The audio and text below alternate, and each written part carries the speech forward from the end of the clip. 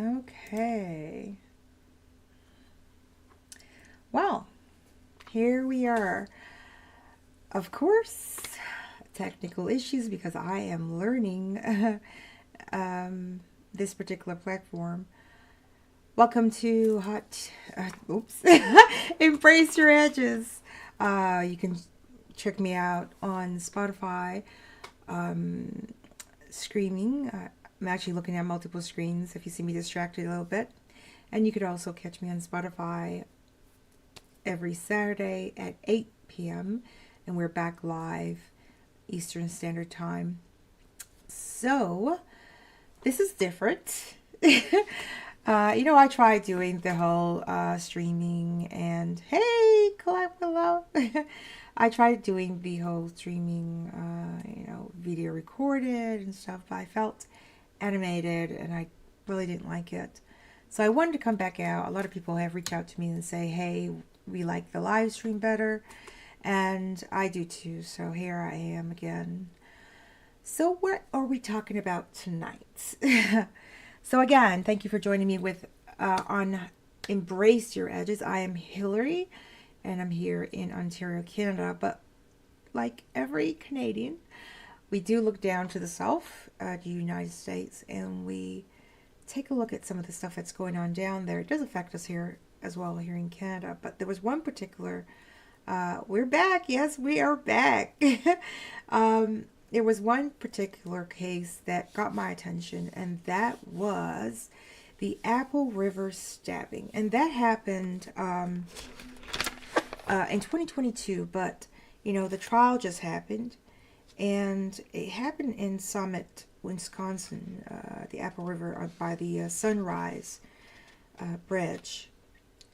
And it just kind of got you to kind of check in with yourself as to what would you or what would you not do? So let me give you a little context about it. Nicholas Mouet, he was found guilty on 6 charges in his Apple River stabbing trial.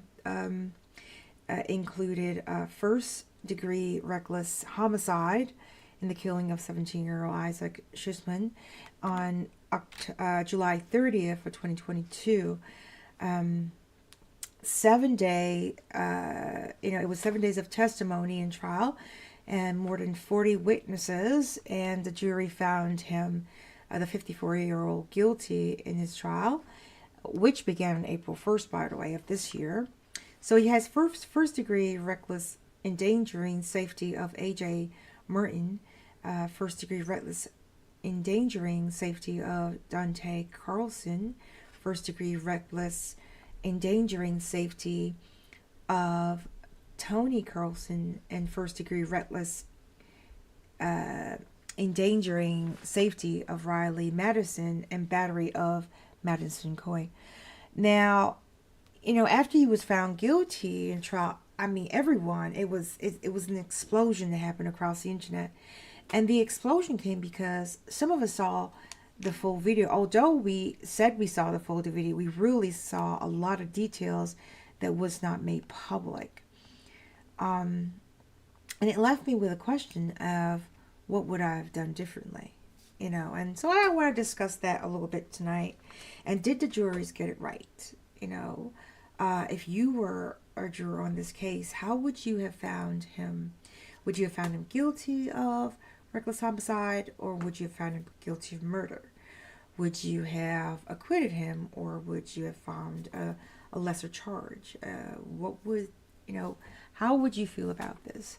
So let's go back a little bit and give a little context about the case. So I watched the entire case. I did. I sat down one day, actually a couple of days, and watched from day 1. I think it was till day 9. And in the beginning, before I even saw the complete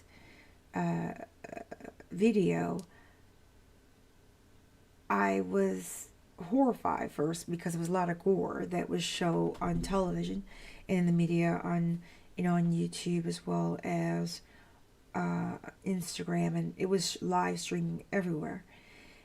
And we were so caught up in the gore that we forgot about the people behind it and what was really going on. The fact that this was a 17-year-old boy, and a 50-year-old, 52-year-old man. I think 52 or 54, I think. Hold on, let me go back. I think he was 54, yeah, 54 years old. So for me, when I'm watching the trial, I went through so many different emotions because, one, I was wondering, what if it was my 17-year-old child? One, we would have a problem with you out there smoking and drinking, but let's not blame the victims. But the other piece was, where did he go wrong? For me, if my friend, so let me tell you what was said, and I'm going to kind of generalize it and kind of summarize it. What I saw in the trial was that his friend, this is Nikolai, his friend told him she had dropped the phone in the river and they were looking for it. And she said, "Don't worry about it. I have insurance." But he wanted to go and look for it. And so I'm not sure why I'm getting a lot of messages here, so I'm getting a little bit distracted because I have to do it all. I'm not sure why he, continue after a person said, "Don't worry about my phone. I'm good." Okay, for me, it would have ended there. I would have been like, okay, no problem. And but I guess he was thinking, let him help his friend. And so he carried on. I'm not sure why he selected those particular group of kids. Maybe because they were kids, you know. But he pointed out one particular person from the group and accused him of, wanting to know if that was their phone, where he got the phone from. Then what he said, because there are two different stories, and as people say, there's their side, his side, and the truth. And in there, we were left to figure out what was the truth, because one perspective is that, he was swimming around with his goggles on, looking for the phone, and the water was very shallow, by the way, so I'm not sure why he needed goggles for that. Anyhow, so that was his perspective. He was looking for it. Their perspective was they saw a creepy man with goggles, and they're not sure why he had goggles because the water was that low. And they asked him what he was doing, and I'm not sure if it's because of his accent, or maybe they didn't hear right, or maybe they heard right. I don't know if he said it or he didn't say it, but the statement that was being tossed out there was, "I'm looking for little girls." And so that's when the video cuts in now and shows the boys saying, "Oh, this guy is weird. What is he doing here? Get away from us, get away from us." Again, in that moment when something like that's happening, I thought, why didn't you walk away? Why didn't you leave? So he did. He starts to walk away. So you see the video, he starts to walk away now. And then one of the boys say, "Get away from us, you raper," or something like that. "Oh, he's a raper, he's a raper." And he turns around and rushes at them and touches the boy's leg. And then all you hear is, teens being teens. "Oh, you weirdo. Oh my God." And, all of these different expressions of, feeling, I guess, uncomfortable. And they shouted out to people that were on the bay and saying, "Oh, he's a pervert. He's a pedophile. He's looking for little girls." But what we see in the video is that Nicola, I think his name is Nicola, he is not really expressing himself. He's not really talking. I'm not sure if it's a cultural thing because it did go into his background. I think he was from Croatia originally, and did have some PTSD around some experiences that happened as a child. I'm not excusing it. Please don't write me. I'm just telling you what happened in the trial now. And I'm not sure. Again, there's so much missing information as to what really happened 100%. And then that group comes over now and they're telling him to get away from here, get away. Again, I would have left. I'd be like, sorry, my bad. I was just trying to find my friend's phone, but I'm out of here, you know. He calls his friend. You can see him, you know, calling his friend over. And again, the friend never really got close enough. Everything happened so quickly. And you can see in the video that his knife is in his pocket. You can see that. And they're telling him to get away. And I'm not sure if in that moment he got overwhelmed or afraid, because I think there were 13 people surrounding him at that point. I'm not sure. But the piece that got me was that when he did the run up, he was running up because he had walked away. So why didn't you keep walking? You know, that's the question that I had for myself. I was like, well, man, I think in life, in him, I mean, he's in the jail cell now, and he's probably thinking to himself also, why didn't I walk away? You know, so anyhow, the video just continues now to show, you know, the next group coming over, and everyone's telling him to go, go, go, go. They're like, go, go, go. They're pushing him. You know, they're like, get away, get away. And then the video swings, and you say, oh my God, he hit her. And the video swings back, and we see her motion like this. And that's when everyone just kind of like, get away. And they get on him. I think he got hit. One of the boys hit him. Young adult hit him. And he pulled out his knife. And that's when he assaulted, you know, killed one of the boys, the 17-year-old Isaac. And he stabbed the other victims.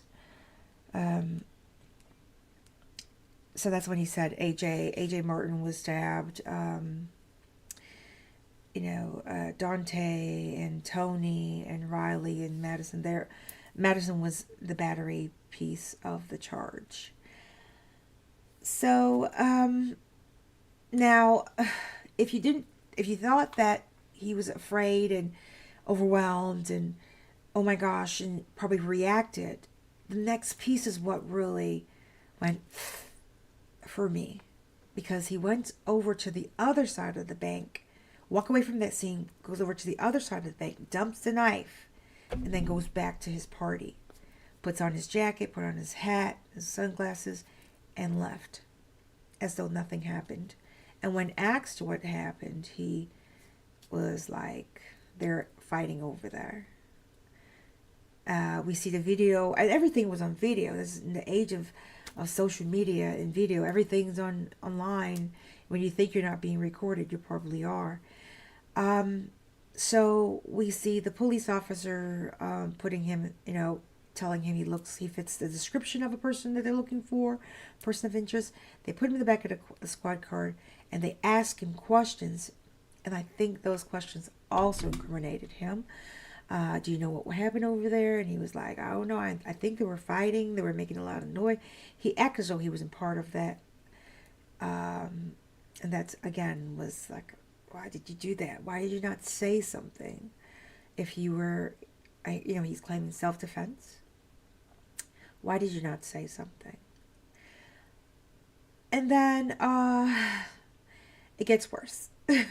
He goes to the police station now, and he doesn't know yet that Isaac has died. He doesn't know that part. I I'm not even sure if he acknowledges the fact that he had sliced open, because their people had the intestines on the outside, okay, of their body. So I'm not sure if he even stuck around long enough to see that. I don't know if he just kind of did and left and not realized. I don't know. We're just going by what he said and what they said. And so the next clip that we see is him being interviewed by a detective, and her asking questions about it. And then he starts saying about there's a second knife, and the knife was this long, and he was able to rustle the small knife from the other person. And I'm like, where's this story coming from? Why did you, if you were doing self-defense, if you were saying I was afraid and it was self-defense, why would you now make up an additional story? So now you have him saying that there were two knives. These youngsters have these two knives. He was able to wrestle one knife away from them and, defended himself, and it was self-defense. And then you get to see him be empathetic in speaking about his dog and his wife. But when they spoke about Isaac dying, that the 17-year-old had passed, had died, was killed because he was murdered. I don't see a reaction, and so there goes the idea of it being cultural, because some people were saying, in some European countries, the emotion that is shown is not, as we do here in North America. I don't know. That's what others were saying. So now when he's on trial, now we get to see all the different witnesses.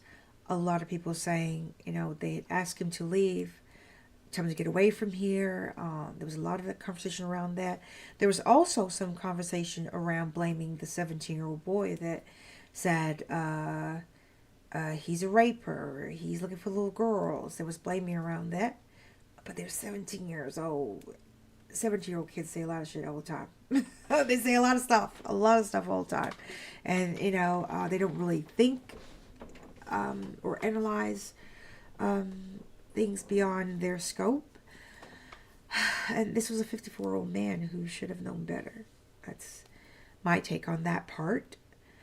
But then he goes on the stand, and on the stand, I thought that his lawyer was going to, put him on the stand so that they could, he can say, I am sorry, I didn't mean for this to happen. I reacted. I was defending myself. I thought that was what they were going to go with. No. What he went was that he could not remember anything. He couldn't remember the interview. He couldn't remember, the interview with the detective. He couldn't remember what happened at the river. He couldn't remember anything. But when his attorney would ask questions, all of a sudden he would remember. And that's, I think it rubbed people the wrong way. And even if he was defending himself, even if he was, I don't want to put I'll put a little bit of my 2 cents in. When his friend said, it's okay, I have insurance. It should have been done. And all of this would have never happened, and Isaac would have been here today. So it goes back to, I centered the show around the Apple River stabbing, but my question really is, how far do we, or boundaries, how do we establish boundaries, and how do we realize that we are, overstepping? When is overstepping too much, and how does it go from here to a situation where a person is killed? and the importance that we put on technology. I see people walking around the street with their phones and looking down and not looking where they're going. You know, if you look at the context of this case, Isaac and four other victims, well, five, because Madison, the charge was for battery. It was for a phone. It was for a phone. I don't care how people try to spin it, and they're talking about rights, and they're talking about injustices, and these young boys, they don't shut their mouths, and all of these different things. At the end of the day, this happened because of a phone. And it also happened, and then another question that came up online actually was, why did he choose one particular kid? And, you know, of course, people are going to bring up the black, you know, the black Ray discussion, because one of the boys was black, and that was the one that had the phone around his neck, and the one that recorded the video, and also the one that said, looking for little girls and rape her, and unfortunately he was being harassed on social media and different places like that, and we were looking for people to blame. And that happens in tragedy. Everyone's looking for someone to blame. You know, I'm pretty sure the mom, I think she was blaming herself because he wanted to help his dad that morning. Isaac wanted to help her pick up her dad from the airport. And she said, no, go enjoy the time with your friends. You know, this was a senseless crime. This is my opinion. It was senseless. It could have been avoided. But it really did have me sitting on the edges of my seat trying to figure out what would I have done differently. You know, if I was a juror, what would I have said? You know, some people were upset because he got reckless homicide, and others thought he should have gotten a first-degree murder. Some think that the self-defense should have stood up. There were quite a bit of people upset that he was even found guilty. And how do I feel about it? I'll say this, and it goes back to the first statement. His friend said, it's okay, I have insurance. For me, that's when he went wrong. Okay? The second time he went wrong was when you have every right in a public space to look and do whatever you want within means. Okay. I'm getting all kind of messages here. 1 second. Okay.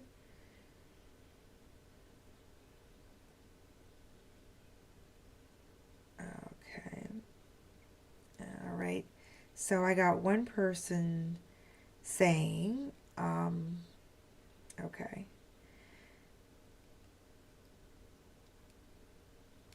Okay, so one person is saying, asked me a question and said, why is he being punished for defending himself?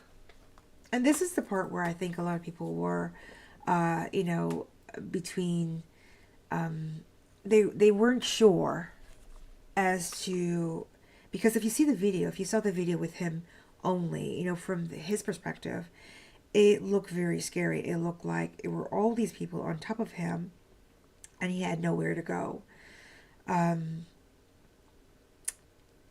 You know,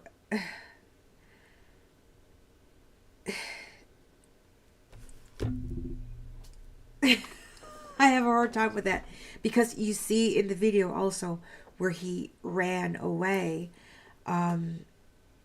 So I'm still with that. He had two real opportunities to not let this escalate any further. One was when his friend said, you should not, you know, don't worry about it, I have insurance. That should have ended right there. And even if he wanted to be a good Samaritan and still look for it, as soon as they said to him, get away from me, get away. if it's so important and you really want it, go get your friends and maybe take a look at around the area, or maybe say something and say, maybe step away and say, hey, I'm sorry if I'm making you feel uncomfortable, but I'm looking for a phone. And he did say that he said that, but obviously they did not hear it. Um, you know, uh, and then the next piece was him walking away. He was walking down the river, and when the young boy said, he's a raper, that's when he turned around. So for me, he had opportunities to walk away from that. Um, it's going to take about probably 6 weeks for his trial to come up, his sentencing to come up. Um, you know, so for count one, the death of Isaac, also considered second degree intentional homicide, the first degree reckless, second degree reckless homicide, and the one that he got was the first degree reckless homicide.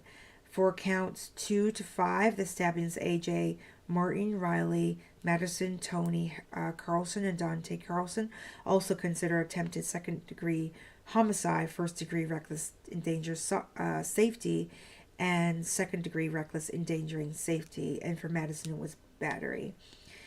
So according to the court records, the stabbing took place, as I said, at the Upper River near the Sunshine Bridge in Summit, Wisconsin, with alleged started where he had apparently he said he was looking for a friend's phone, as I said, but they thought that he looked sketchy and weird. The encounter escalated. Other people's tubers came out, and he apparently punched the female, as I said. And so let me show you how quickly it escalated, because the first call came into 911 around 3:47 p.m., which indicated that there potentially were 4 or 5 victims. And everything started at 4:39, I think, or 38 p.m. So it was 9 minutes, but 9 seconds was the actual stabbings.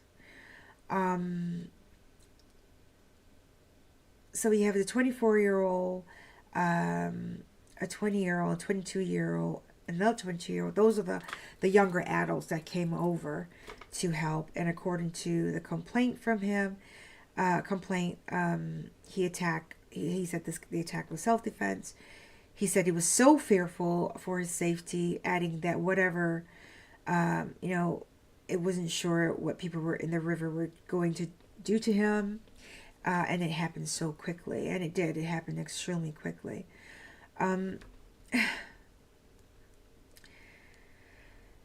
Every time I see this case, every time, and it happened a while, I get it. It's now at the end of April, and it's no longer, I guess social media have moved on. But I still go back to that point of, when is crossing boundaries too much? And where are you going too far? We have to realize in society our boundaries, and we tend to do it all the time in a lot of things, especially in social media.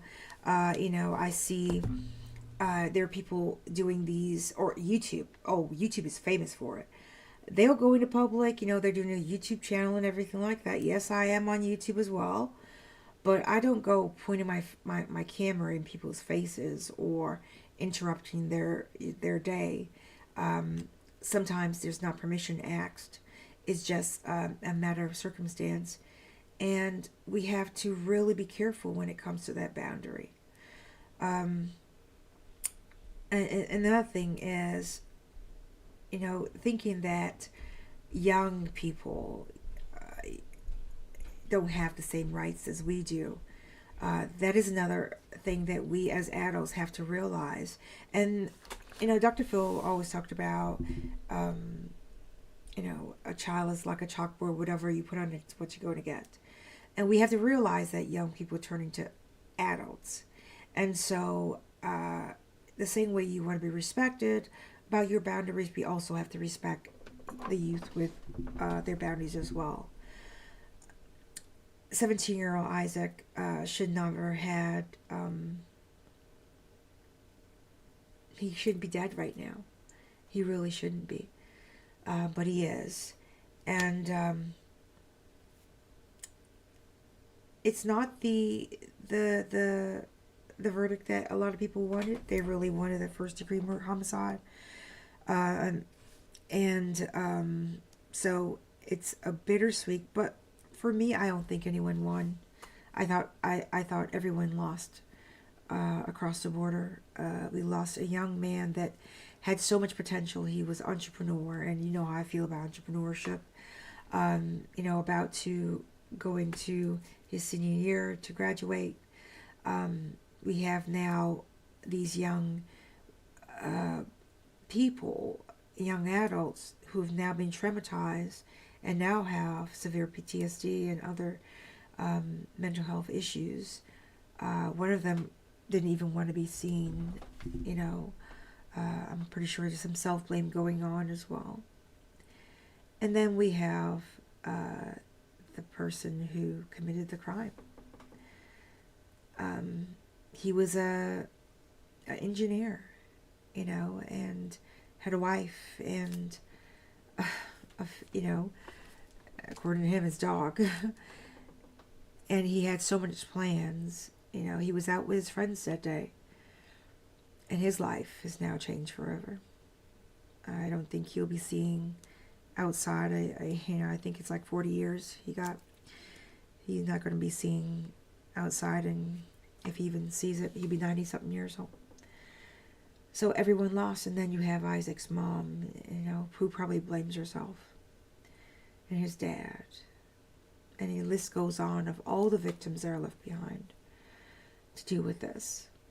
And then there are people in society, and the person that owns that particular area. It's just so many victims. This senseless act. And some people say he was narcissistic. And some say that because of his culture, that certain things are done a certain way in his homeland. It's still the same for me when his friend said, it's okay. And then, again, boundaries. Someone tells you don't. It is that simple. And yes, he was trying to be a good Samaritan, but he heard the word don't multiple times that day. He heard don't from his friend. He heard don't from the boys. He heard don't from the people that came over. They all said don't. And he did. He was continuously doing until it was a boundary that was reversible. Yeah. This was a hard one for me. And it's one of those cases where you sit there and you're like, man, I'm pretty sure that's a part of his life that he will continuously sit in that jail cell and say, I should have turned back. I should have never went looking for that phone. I should have listened to my friend. I should have, when they say, get away from me, I should have gotten away from them. I should have. Yeah, boundaries. And again, the importance that we put on these electrical devices. Come on, people. It's a phone. Yeah. We send out our love to Isaac's family, and we know that, for the rest of their lives, they have to deal with this. And all those young boys, or men now,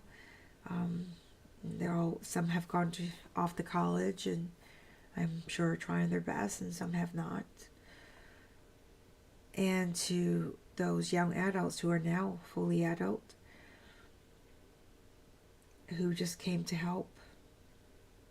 there was a part of the video that people were confused about. Not confused, but they tried to, I think they were trying to make it racial, and it didn't fly too far because it came to a bit of a generational understanding of the word for the phrase for the culture. And what I got from that statement and the fact that it was a black male who said it, I think they thought it was about black and white, and it wasn't. For the culture in that context, what the 17-year-old was saying was, no more will people see injustice happen and stand still. They'll get involved. There are many allies around, a lot of allyship going on, and that is what the culture is about now, where injustice is seen and people are actually getting physically involved. But be mindful when you get involved as well, that you don't escalate the situation and make it worse. And I'll say this over and over again, 911 is a thing, people. Call the police. If you feel unsafe, call the police, get them involved. They are bad and good in every situation, every institution. But the objective of calling is to get help because the situation is beyond your control. Yeah. I'm still at the at the phone. That's where it is for me. Him looking for a lost phone and try to walk away, but was surrounded by a dozen angry people, was his defense. If you watch the video, he wasn't surrounded when he left. He was surrounded when he returned. Right? So did the jurors get it right? What did you think? I know what you think, but what do you think? What would you have done differently if you were him or the jurors? What is that little voice in our heads that they make us think that we have to save everything? We have to get involved. Do you have a neighbor or a person in your life that always wants to help, even when you don't want help? You don't ask for help. That's the personality. Because if you listen to his friends at the trial, his friend said he goes beyond. He's always the one to help. He's always the one that has a knife. He's always the one that has tools and you can turn to. Sometimes you don't always have to be that person. It's okay to not help sometimes. So I think my lesson from this particular trial was only give help when it's asked. If you see a person in danger, be a witness and call the police. That's their job. Call 911. Tell someone about it. Being a witness is very much a great help, more than you would believe. I am an advocate for human trafficking of sex workers, and I always tell people anytime I do any kind of presentation, I say, do not engage.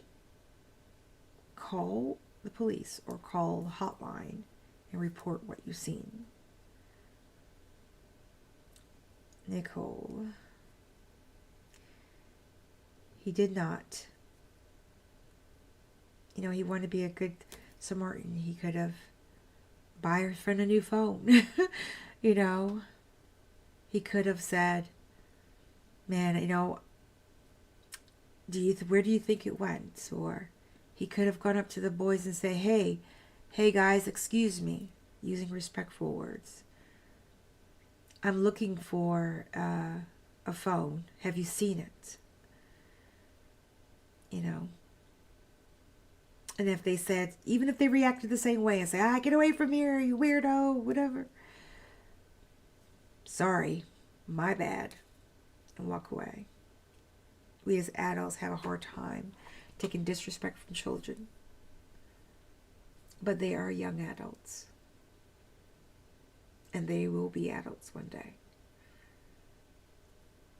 And I get it. He probably felt highly disrespected by these young men. He probably felt, how dare they speak to me that way? They should learn some manners. Probably.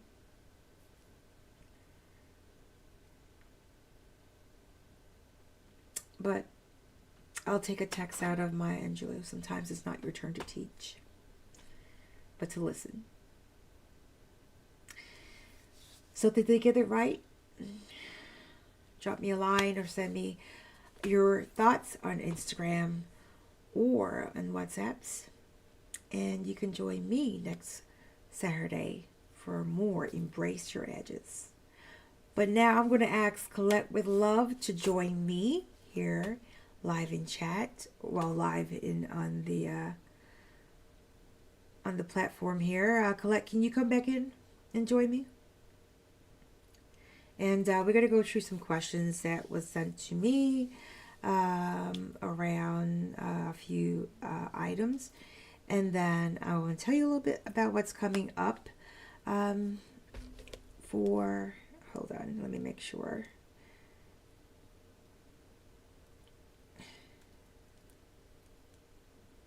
What's coming up for me?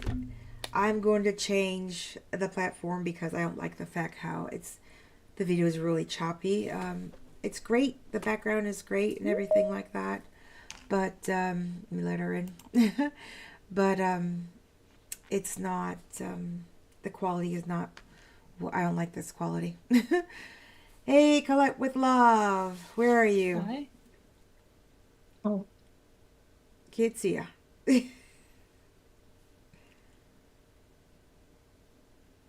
Hello? hello? Oh, there you are. I can't see you. Yeah, let me see if I can, hold on. It's not working. Oh dear. We have a technical. It's so interesting. Everything was working fine, right? Before we started, before we hit on the stream to go live, everything was going well. But as soon as, oh, See, there you are. hi. Okay, hey. So let's go through some of these questions quickly. We have about 15 minutes left, and let's talk about whatever people want me to know. Go on. All right, so coming from Liz91, I saw on your Instagram that you posted about your book. Mhm. When will it be available and where can I buy a copy? Okay. It will be available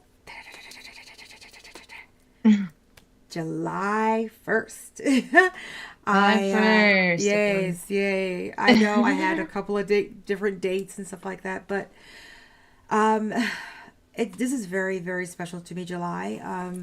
My firstborn was in July, and my mom was born in July.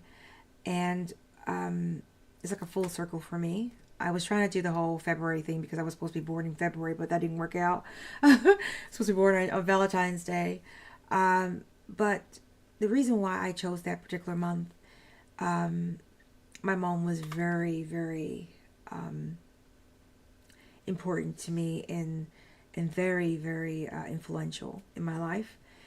And she was born on a particular day, and my son was supposed to be born on the same day, and I literally held on to the I held on to the labor. I wouldn't do it. I was so freaked out because I kept having all these dreams about her and everything, and then to realize I was pregnant, and then the child is going to be born exactly on her birthday. Oh, I did not like that, so I held on tight, and he was born the next day. But he's just like her. They look very similar. It's really freaky, Anyhow, so I wanted, and you know, that was my beginning of motherhood and trying to understand how to navigate that because I didn't understand how to be a mom. My mom had passed early, and so it was just it's just a great circle where I'm ending my relationship with trauma. I'm ending that and kind of navigating into a new world of just kind of peace and love and understanding of myself. I'm very happy about myself and Mm-hmm. who I am right now. I'm very contented of where I am in life, and I look forward to sharing this book. So the book is coming out July 1st. You can find it on Amazon. I will have a special sale day. I'm not going to say what it is yet because I want it to be, good so I can make a bestseller list. So I'm going to have it on for 99 cents on a particular day. I will drop that day out. And then after that, it will be it will be ebook for a bit, and then it will go into print once I can get some money behind it. Okay, I just because I'm self-publishing as well. Yeah, so that's when it's coming out, July 1st. I'm excited, and thanks for asking, Liz. Okay, next question. Next question is coming from Jay. What topics will you be doing this season? Oh, well, look at my handy dandy book and writing right here.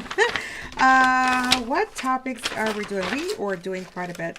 Actually, we're on the Yeah, whole we have trial some. thing. I know we were supposed to come live on the 20th, but life happens. We're going to talk about OJ Simpson, okay? Because Yes. I just want to. I really want to talk about that. Should he rest in peace? Yeah. That's Hmm. going to be it. Celebrating women, we want to definitely do that. Postpartum Hmm. depression, we're going to talk about that. Yes. I suffered with that with my second boy. Mm-hmm. And there's going to be always going to be the tell you about your edges piece. Um, and we have a contest and challenge coming up. Yes. So you know me, I was transitioning. I was vegan, and girl, I look good, but that's not why I did it. Okay, I did it because it was health issues, and I really had to get some context around that and understand my body. And so I started realizing that when I ate the vegan diet, I hate that word, vegan meals, um, that I felt better. I felt better. But what was happening, I was going through a lot of health issues at the same time. And my doctor asked me to move from vegan to vegetarian or pescatarian. And so I did. I did that. And, my weight has been up and down, but it's more, I don't care about the weight. I care about the health. So my health has been up and down, up and down. And knock on wood, it's starting to do really well. I had a little hiccup the other day, but it wasn't my fault. It was prescription that was done wrong. And, you know, uh, I've started to transition back to vegan because I love it. It makes me feel so good. And now I understand that protein piece and how I have to up my vitamin B12 and I have to up my iron as well. And so that's how, and then of course the protein so I can burn the fat. So the challenge in the context has to do about a recipe. So I'm going to drop a recipe every week. And the challenge is you to try to do that recipe and then share it. You can hashtag embrace your vegan. And I will follow you and you follow me back. And we'll do that for the next couple of weeks. And then at the end of the 30-day span, we will have a contest winner. The prizes are half an hour personal life coaching with myself. A sit down on the show is if you win the full contest. Hmm. And then also we will tag you in our stories as well. So, and then I think there was a 30-minute personal one-on-one session, and then the other one was, Right. Doesn't yeah, matter. yeah, exactly. And the So, contest starts May 1st. yeah, the contest starts May 1st. That's right. Hmm. So, again, I'm going to drop a recipe, and you're going to try it. And yes, vegan food tastes good. And that person knows who I'm talking about. um, so there's a couple of rules around the recipe. So no animal products, of course. The photo must be the finished product, but a video of the steps. of Hmm. you making that product, and you must put embrace your with UR edges. Hashtag FKFAT is my book, Fat Fact, and follow on Instagram as well as here on YouTube, which I hope you're already following, anyways. And of course, a photo of the final product. And I will tag those as well as follow you. Yeah, and then we have, I think, what was the other one? It was talking about, um, we have products coming out. We're Yeah, we hoping to have the get some products products coming coming out in out. June or so. Um, Mm. they're going to be hair products as well as um, some articles, some clothing or whatever. And that lubricant finally it's going to be coming out. And yeah, but we'll let you know. There'll be much more shows, much more conversation. We're hoping to have some guests soon. Everything is now, Yes. starting back up. Give me some time to get people together now. And Rudy, I'm probably going to try to get Rudy back on the show because he did a show with Right. me. I think it was the first one or the second one. It was the The second. second one. Okay, yeah, Yeah, yeah. and he, he was really, really. He's lots of fun. He's always good conversation. So I'm probably gonna try to Mm. get him back on the show. Um, yeah, I did a lot of AMs in this one because I had to be careful. um, I had to be careful. It's a very sensitive case, and some people are still, dealing with the aftermath of it. And I wanted to be sensitive to those who are still dealing with that. Did for me? Did they? What do you think? Did they get it right, Nicolette? Do you think they got it right? Yeah. Yeah, yeah, I agree. I don't know if I would have gone with reckless homicide or murder, first degree. Yeah, it was more murder though. Yeah, I don't know. I I would have struggled with that one. I'll be honest with you. I would have struggled with that one. After seeing the full video, I would have struggled. Hmm. But I hope we all learn a lesson about boundaries as well as respect and um, also speaking to our youngsters and teaching them about respect as well and how to carry themselves outside of the home. It's just Hmm. so much, and to say that in the same context, young people, we just do a lot of they just do a lot of, I remember being young. I mean, I didn't do a lot of crazy stuff now. I was very Hmm. boring, what people consider boring. But I can say that not all my decisions were smart ones. Like any teenager, we make a lot of mistakes, but unfortunately, this one was a life was lost. Well, Hmm. collect with love. That was our first live of Embrace Your Edges. Yes. We had a little bit of, oops, make sure we're, oh, Yeah. let's not expose myself right Well, now. A little bit of glitches with the, like, you see how you can, yeah, and the yeah. background, it was backwards. Did show backwards. It was back. I see. That's why. This one But we was will like, get, don't isn't worry, that guys. We'll backwards? get it figured out next time. That's Yeah. what I was Yeah, like. I no. was looking. I was like, isn't that backwards? Because I could see it backwards. So, oh well. Okay. On my end, it looks perfect, but on, yeah, like when I saw the YouTube, I was like, oh no. Yeah. Okay. So Uh, so what it says is embrace your edges. Saturday nights, 8 p.m. Eastern yeah. time on Facebook, Spotify, and YouTube. And we'll make sure we get everything. We've been working really hard to get everything going. And Collect with Yeah. Love, I have so much gratitude for everything you've been doing, managing your full time job and doing this. I really do appreciate you. Uh, you are amazing. So thank No you so problem. much. I'm glad I can help. Yeah, thank you so much for all of the art. She did the artwork behind me.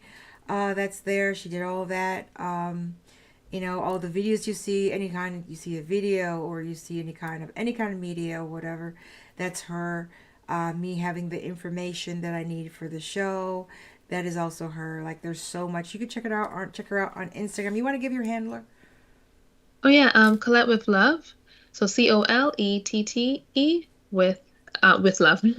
Okay, great. Um, And I want to thank my hairdresser, Trisha. She's amazing. yes, You she's could check yeah. her out on Instagram as well. Um, Let me just pull up her feed here. So it's Trisha's Beauty Bar, and you can check her out on IG as well. And yeah, the makeup is all Fenty, of course. I love, I support my own Barbadian girls, Bajans to the day we die. uh, yeah. So, thank you for stopping by and giving me the opportunity to come back live. I will have to go Mhm. back to Riverside, I think, unless we can get Teams to do what it's supposed to do. If not, we're Yeah. gonna have to go back to. I like the graphics though. I like the fact the graphics are so nice and clean and crisp. Yeah, it is very clean. It's very very clean. So I'm not But sure if. also feedback, everyone. Like, leave in the comments below. Any feedback really will help us too. Yeah, That way we yeah, can. yeah. If you can give us some feedback around this, um, I'm gonna try it on Riverside next week, and then you tell me Mhm. which one you like better. All This right. one or the Riverside, because I really like this one. I like that I can Yeah. navigate. And I have a lot of different things here, and I'm able to navigate them easily. You know. Yeah. Uh, oh, you know what? We forgot to do show the clip. Yes. Oh my Yeah, I was thinking gosh! that. I was I thinking because that. because I am a girl who I always show my accountability. I'm going to show the video. Don't even leave, Nicolette. Colette, hold on one second. I'm going to share this video. It's the last thing I do because I was so proud of myself. And you know what? It's not even there. Oh my gosh. Oh wow! I can see it though. Hold on. I can see it. Hold on. Let me try. There we go. I'm Lou Ragoose. Witnesses who were on the Apple River with 17-year-old Isaac Schumann when he was stabbed to death nearly 2 years ago are expected to continue testifying tomorrow in the murder trial of Nikolai Mew, who's claiming self-defense. The key piece of evidence in this case Oh is cell phone no. You video that can't hear captured anything? nearly the entire Nothing. I incident. can't hear Today, in opening anything. statements, both sides used still images from that video to plead their case. Oh. Prosecutors Oh, saying nice. that Mew's violence was senseless and horrific. The defense showing that Mew was But this outnumbered and video is pretty surrounded much, when he yeah, was like struck by what members of the these trial two is groups. about. The So trial is definitely expected here. to We're gonna leave last. the See, link this is in why I the was. Hold on. We're gonna do this. We're doing this live. Okay, we're gonna do this live because I have another thing. Here we go. Try this. Tell me if you can hear it. Wait, hold on. There's another thing. Lou Ragoose. Witnesses who were on the Can you Apple hear it? River with 17-year-old Isaac Schumann when he was stabbed to death nearly No. 2 years ago are expected to continue testifying tomorrow in the murder trial of Nikolai Mew, who's claiming Oh self-defense. no. Wow. Okay. Well, I haven't figured No. that one out. How you can hear Let me sound. see. Hold on. Yeah. You couldn't hear it? Murder trial of Nikolai. Oh yeah. Which one? I can hear on my end, it's on there. Which one? So you can hear it. You can hear it from they can hear it. Just that we can't hear Girl. it.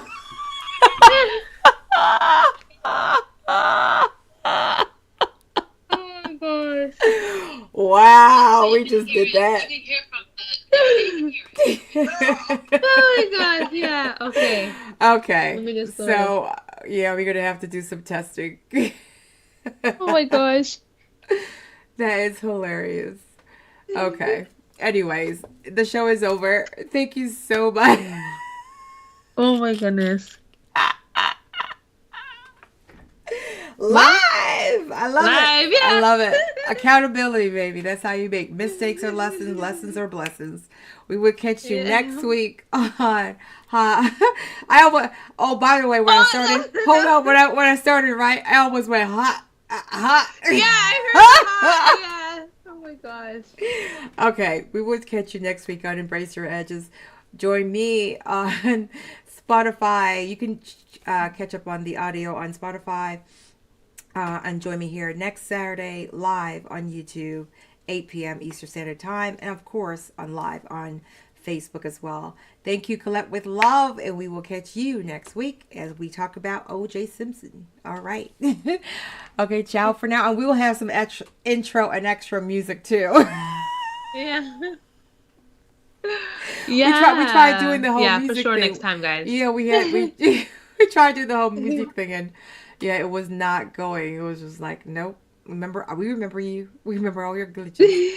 But anyways, we'll get that going. Oh, wait. She said she needs a better phone. We have someone. Rudy said you need a better phone, girl. Stop. Me? Yeah. I'm not on the phone. I'm actually on a laptop. No, he's talking about your phone not hearing the newscast, the news. Oh. Yeah, you're not hearing the news. All right, Rudy, we're out of here. We're done for tonight. Thank you for dropping in, everyone. Thank you for joining us here on Embrace Your Edges. Again, we are back here live next Saturday, 8 p.m. Eastern Standard Time. And of course, you can catch the show streaming on Spotify. Thanks, Collect with Love. Bye, everyone. Thank you, Ruby, for stopping by. Bye, everyone.